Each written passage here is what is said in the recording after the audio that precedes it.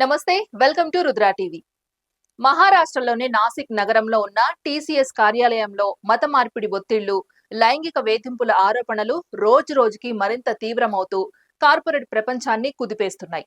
తొలుత సాధారణ ఫిర్యాదులుగా కనిపించిన ఈ ఘటన పోలీసులు లోతుగా దర్యాప్తు ప్రారంభించడంతో భయానక కోణాలను బయటపెడుతోంది. బాధితురాళ్లు ఒక్కొక్కరుగా ముందుకు వచ్చి తమకు ఎదురైన అనుభవాలను వివరించడంతో అక్కడి పని వాతావరణం ఎంత విషమంగా మారిందో స్పష్టమవుతోంది. ముఖ్యంగా మహిళా ఉద్యోగులపై మానసిక, శారీరక ఒత్తిళ్లు పెంచుతూ వారి వ్యక్తిగత జీవితం, మత విశ్వాసాలపై దాడులు జరిగాయని వారు చెబుతున్నారు. కొంతమంది నిందితులు హిందూ మతాన్ని అవమానించేలా వ్యాఖ్యలు చేయడమే కాకుండా హిందూ దేవుళ్లను లక్ష్యంగా చేసుకుని అభ్యంతరకరంగా మాట్లాడేవారని బాధితులు పేర్కొనడం ఈ కేసుకు మరింత సీరియస్ స్వరూపం తీసుకువచ్చింది. అంతేకాకుండా మహిళలను బుర్ఖా ధరించాల్సిందిగా బలవంత పెట్టడం, అది ధరించకపోతే సమాజంలో జరిగే దారుణాలకు వారే కారణమన్నట్లుగా వ్యాఖ్యలు చేయడం వంటి అంశాలు బయటకు రావడం షాకింగ్ గా మారింది.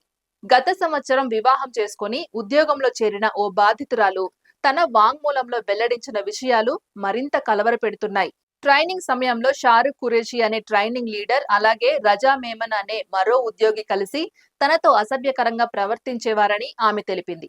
తన శరీరంపై, వ్యక్తిగత జీవితంపై అనుచిత వ్యాఖ్యలు చేయడం మాత్రమే కాకుండా తనను మానసికంగా కుంగదీసేలా మాట్లాడేవారని పేర్కొంది. ఆఫీస్ ప్రాంగణంలోనే కాకుండా క్యాంటీన్లో కూడా తనకు దగ్గరగా కూర్చొని అనవసరంగా తాకడం, అసౌకర్యానికి గురి చేయడం జరిగేదని ఆమె వాంగ్మూలంలో వెల్లడించింది. తనలాంటి మహిళలు సంప్రదాయ దుస్తులు ధరించకపోవడం వల్లే అత్యాచారాలు జరుగుతున్నాయని విమర్శిస్తూ ఆమెను కూడా బురకా ధరించమని ఒత్తిడి చేయడం మరింత బాధాకరంగా మారింది. ఒకసారి ఉగాది సందర్భంగా చీర కట్టుకుని ఆఫీసుకు వెళ్లినప్పుడు తనను బలవంతంగా కౌగిలించుకునే ప్రయత్నం చేయడం ఆమెను తీవ్రంగా కలిచివేసింది.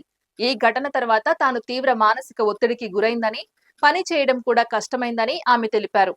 ఈ కేసులో మరో కీలక నిందితురాలిగా భావిస్తున్న నీదా ఖాన్ అనే ఉద్యోగిని కూడా వివాదంలోకి రావడం గమనార్హం. తాను 2 నెలల గర్భిణిని అని పేర్కొంటూ అరెస్ట్ నుంచి రక్షణ కోసం ముందస్తు బెయిల్ కోరినప్పటికీ నాసిక్ సెషన్స్ కోర్టు ఆమె అభ్యర్థనను తిరస్కరించడం కేసు తీవ్రతను సూచిస్తోంది. కోర్టు ఈ కేసును సీరియస్ గా తీసుకొని బాధితుల వాంగ్మూలాలు, సాక్ష్యాలను పరిగణలోకి తీసుకొని ఈ నిర్ణయం తీసుకున్నట్లు సమాచారం. ఇదిలా ఉండగా ఈ ఘటనపై దేశవ్యాప్తంగా చర్చ మొదలైంది. కార్పొరేట్ సంస్థల్లో పనిచేసే మహిళల భద్రతపై మరోసారి ప్రశ్నలు లేవనెత్తబడుతున్నాయి.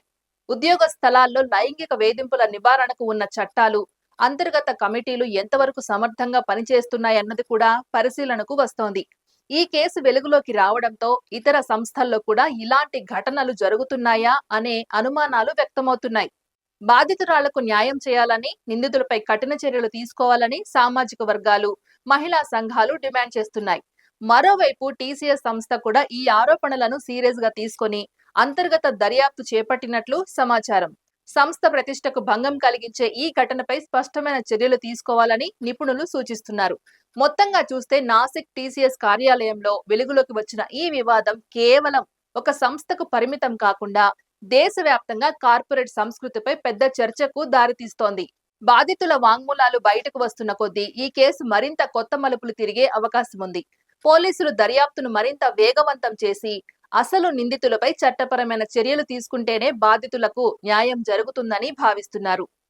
ఇది ఇవాల్టి అప్డేట్. మరో అప్డేట్ తో మళ్ళీ కలుద్దాం. అంతవరకు చూస్తూనే ఉండండి రుద్రా టీవీ.